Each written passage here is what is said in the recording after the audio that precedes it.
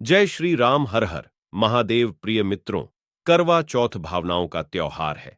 करवा चौथ समर्पण का त्योहार है। सुहागिन महिलाओं को इस दिन प्रातःकाल ब्रह्म मुहूर्त में स्नान कर लेना चाहिए। ब्रह्म मुहूर्त में स्नान करना सबसे सर्वश्रेष्ठ माना जाता है। उसके बाद स्वच्छ वस्त्र धारण करें।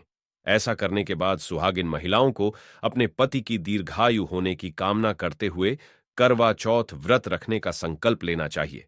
करवा चौथ में सुहागन महिलाओं को पूरे दिन निर्जला व्रत रखने से शुभ फल मिलता है। पति की लंबी आयु के लिए श्रद्धा पूर्वक व्रत रखने वाले सुहागन महिलाओं को करवा माता सौभाग्यवती होने का आशीर्वाद देती है। आज हम आपको बताएंगे करवा चौथ की ऐसी जरूरी जानकारी जिसके बिना व्रत पूरा नहीं होता। साथियों, हिंदू धर्म में करवा चौथ का बहुत अधिक महत्व होता है। इस व्रत को सुहागन महिलाएं अपने पति के लंबी उम्र के लिए रखती हैं। इस साल 1 नवंबर 2023 को यह व्रत रखा जाएगा। प्रिय साथियों, व्रत रखते समय कुछ ऐसे कार्य हैं जो हमको भूल कर भी नहीं करनी चाहिए, लेकिन अक्सर महिलाएं यह कार्य करती हैं और उनकी पूजा सफल नहीं होती। यदि आप भी करवा चौथ का व्रत रखने जा रही हैं, तो पहले इस वीडियो को एक बार जरूर देखें। हे माता लक्ष्मी, जो भी आपके इस चैनल को सब्सक्राइब और वीडियो को लाइक करें, उनके ऊपर आप अपनी कृपा बनाए रखना। उनके जीवन साथी की उम्र लंबी कर आशीर्वाद बनाए रखना। तो चलिए साथियों, जानते हैं गुरु जी के अनुसार कौन से ऐसे कार्य हैं जो करवा चौथ के व्रत में भूलकर भी नहीं करने चाहिए। करवा चौथ के दिन भगवान गणेश, भगवान शिव, माता पार्वती और चंद्रदेव की विधि विधान के साथ पूजा की जाती है। इसके साथ ही करवा चौथ की कथा भी सुनी जाती है। धार्मिक मान्यता है कि जो भी सुहागन स्त्री इस व्रत को रखती है, उनके पति की उम्र लंबी होती है। पति की लंबी उम्र की मंशा से किया जाने वाला करवा चौथ का व्रत इस वर्ष 1 नवंबर 2023 को बुधवार के दिन रखा जाएगा। करवा चौथ व्रत का हिंदू धर्म में बहुत अधिक महत्व होता है। इस दिन विधि विधान से पूजा पाठ की जाती है और करवा चौथ की कथा सुनी जाती है। इस व्रत को कुंवारी कन्याएं अच्छे वर की कामना के लिए रखती है। करवा चौथ की खास पूजा शाम को चंद्रोदय के बाद की जाती है। पूजा और व्रत की विधि के अनुसार करवा चौथ के दिन सुबह उठकर स्नान आदि करके स्वच्छ वस्त्र धारण करें और ईश्वर के सामने हाथ जोड़कर व्रत का संकल्प लें। फिर इस मंत्र का जाप करें। मम सुख सौभाग्य पुत्र पौत्रादि सुस्थिर श्री प्रत्ययकर चतुर्थी व्रत में हिंग करिशय। इसके बाद दोपहर में पूजा की तैयारी करें। वैसे तो आजकल प्रिंट किए हुए कैलेंडर आते हैं, लेकिन अगर आपके पास नहीं है तो आप इसके लिए घर के मंदिर की दीवार पर गेरू से फलक बनाएं। फिर चावल को पीसकर इस फलक पर करवा का चित्र बनाएं। इस रीति को करवा धारण कहा जाता है। शाम को फलक वाले स्थान पर जमीन पर चौक लगाएं और मां पार्वती और शिव की कोई ऐसी फोटो लकड़ी के आसन पर रखें जिसमें भगवान गणेश मां पार्वती की गोद में बैठे हो। आप पूजा की थाली सजा लें और थाली में दीपक, सिंदूर, अक्षत, कुमकुम, रोली तथा चावल के बने मिठाई या सफेद मिठाई रखें। इसके बाद करवा में जल भरकर पूजा में रखें और मां पार्वती को श्रृंगार सामग्री चढ़ाएं। इसके बाद में आप पार्वती, भगवान गणेश और शिव के साथ चंद्रदेव की आराधना करें। फिर करवा चौथ व्रत कथा सुने या पढ़ें। चंद्रमा के निकलने पर छलनी से या जल में चंद्रमा को देखें। फिर चंद्रमा की पूजा करें और उनको अर्घ दें। उसके बाद अपने पति की लंबी आयु की कामना करें। इसके बाद पति के हाथ से पानी पी के फल खाकर अपना व्रत संपन्न करें।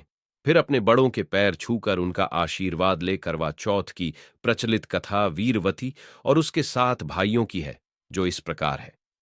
प्राचीन काल में इंद्रप्रस्थ में वेद शर्मा नामक एक विद्वान ब्राह्मण रहता था। उसकी पत्नी लीलावती से उसके 7 सुपुत्र और वीरावती नाम की एक पुत्री थी।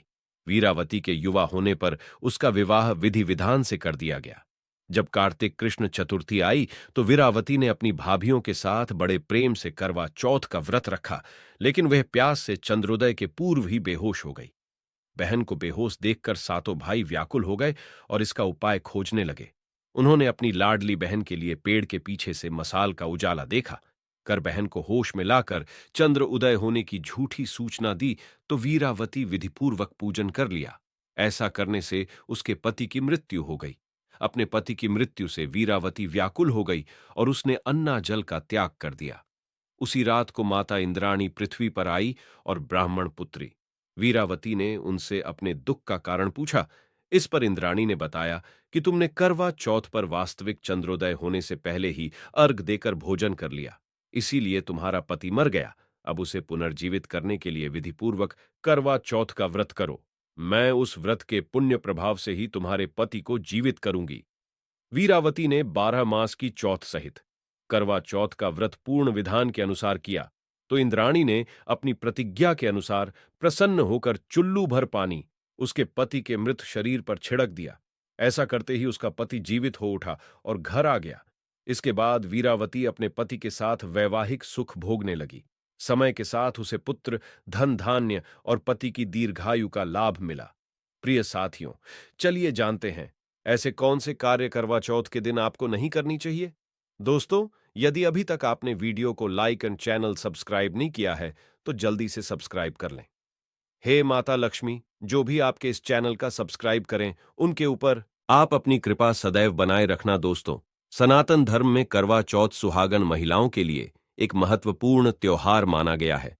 इस दिन शादीशुदा महिलाएं 16 श्रृंगार कर मां करवा की पूजा अर्चना करती हैं और व्रत रखकर अपने पति की सुरक्षा और सुखी दंपत्ति जीवन की कामना करती हैं। सूर्योदय के पूर्व सर्गी ग्रहण करने के बाद सुहागन पूरे दिन निर्जला बिना पानी के रहती है और चंद्रोदय के होने पर अर्घ देने के बाद उपवास पूरा करती है। करवा चौथ पर ना पहने इस रंग के कपड़े, काले रंग के कपड़े को शुभ कार्यों में वर्जित माना गया है, इसलिए यह बात करवा चौथ के दिन भी ध्यान रखनी चाहिए। सुहागानों को इस दिन काले रंग के कपड़े नहीं पहनना चाहिए। इसके अलावा सफेद रंग के कपड़े भूल कर भी ना पहने, सुबह देर तक ना सोएं। करवा चौथ के दिन अपनी श्रृंगार संबंधित चीजों का दान नहीं करना चाहिए। करवा चौथ पर सफेद कपड़े, चावल और सफेद मिठाई जैसी चीज दान में नहीं देने चाहिए। इस दिन लड़ाई झगड़ा या अपशब्द बोलने से बचें। घर परिवार में इस दिन शांति बनाए रखना चाहिए। इसके अलावा किसी का भी अपमान करने से बचें।